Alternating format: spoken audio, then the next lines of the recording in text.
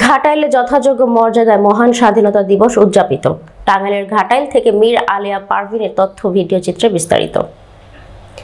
সারা দেশের ন্যায় টাঙ্গাইলের ঘাটাইল উপজেলা যথাযোগ্য মর্যাদায় ২৬ মার্চ মহান স্বাধীনতা দিবস উদযাপিত হয়েছে। বুধবার উপজেলা প্রশাসন আয়োজিত দিবসটি উপলক্ষে প্রথম প্রহরে কেন্দ্রীয় শহীদ মিনারে পুষ্পস্তবক অর্পণ, শহীদদের আত্মার প্রতি মাগফিরাত কামনার দোয়া মাহফিল অনুষ্ঠিত হয়। সূর্যোদয়ের সাথে সাথে ৩১ বার তপধ্বনির মাধ্যমে দিবসের কার্যক্রম শুরু হয়। এ সময় মুক্তিযোদ্ধা সংসদ, সরকারি বেসরকারি প্রতিষ্ঠানে জাতীয় পতাকা উত্তোলন পরে ঘাটাইল সরকারি জিবিজি বিশ্ববিদ্যালয় কলেজ মাঠ প্রাঙ্গণে বিভিন্ন স্কুল কলেজের শিক্ষার্থীরা শারীরিক কসরত ডিসপ্লে, মুক্তিযোদ্ধাদের সম্মাননা প্রদর্শন, ব্যাচ পড়ানো ও পুরস্কার বিতরণী অনুষ্ঠিত হয়েছে। এই সময় উপস্থিত ছিলেন উপজেলা নির্বাহী অফিসার মোহাম্মদ আবু সাইদ, উপজেলা সহকারী কমিশনার ভূমি মোসাম্মদ সাবরিন আক্তার, ঘাটাইল থানা officer in charge OC Mohammad Rakibul Islam, OC তদন্ত সজল খান, উপজেলা পরিসংখ্যান অফিসার মনিরুজ্জামান খান মনির, উপজেলা শিক্ষা অফিসার শফিকুল ইসলাম, উপজেলা প্রকল্প বাস্তবায়ন কর্মকর্তা এনামুল হক প্রমুখ। এই দিনে আপনাদের সকলকে জানাই মহান স্বাধীনতা ও জাতীয় দিবসের আন্তরিক শুভেচ্ছা ও প্রাণঢালা অভিনন্দন।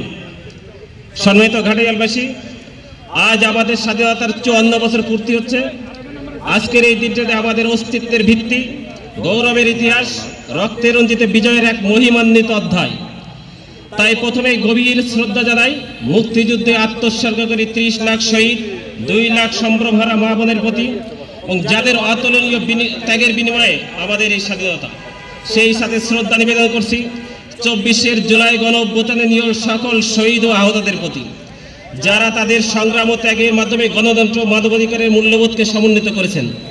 তাদের স্মৃতি চিরকাল অম্লান থাকবে। প্রিয় সুধী, ১৯৭১ সালের ২৫ মার্চ কালো রাতে পাকিস্তানি হানাদার বাহিনীর অতর্কিত নিরস্ত্র বাঙালির উপর আক্রমণ চালায়।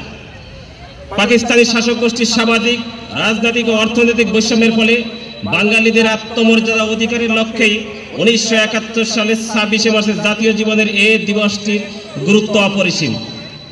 পাকিস্তানের শাসন ও শোষণ থেকে মুক্তির লক্ষ্যে বাংলার আপামর জনতা অস্ত্র হাতে নিয়ে মুক্তিযুদ্ধে ঝাঁপিয়ে পড়ে। দীর্ঘ ৯ মাস সশস্ত্র মুক্তিযুদ্ধের মাধ্যমে অর্জিত হয় স্বাধীন সার্বভৌম বাংলাদেশ। মহান মুক্তিযুদ্ধের জাতীয় ইতিহাসের সাথে ঘাটাইল উপজেলাবাসী মুক্তিযুদ্ধের ইতিহাস ও অঙ্গাঙ্গিভাবে জড়িত।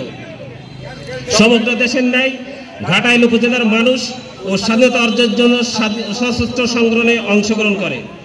সম্মানিত উপস্থিতি, মহান স্বাধীনতার কাঙ্ক্ষিত লক্ষ্য অর্জনে শিক্ষা, স্বাস্থ্য, নারীর ক্ষমতায়ন, মাথাপিছু আয় বৃদ্ধি, অর্থনৈতিক উন্নয়ন, বৈষম্য দূরীকরণ, সামাজিক ও রাষ্ট্রীয় ন্যায় বিচার, স্বচ্ছতা ও জবাবদিহিতা নিশ্চিত করা একমাত্র লক্ষ্য। গণতন্ত্রকে প্রাতিষ্ঠানিক রূপ দিতে পরামর্শ সহিষ্ণুতা, মানবাধিকার ও আইনের সুশাসন নিশ্চিত করতে প্রয়োজন সকলের সহযোগিতা। ভবিষ্যৎ প্রজন্মকে বুঝতে হবে আজকে তারা যে গতিতে সামনের দিকে এগিয়ে যাচ্ছে, বৈরিতার কারণে তারা যেন সেই অর্জন ম্লান না হয়ে যায়।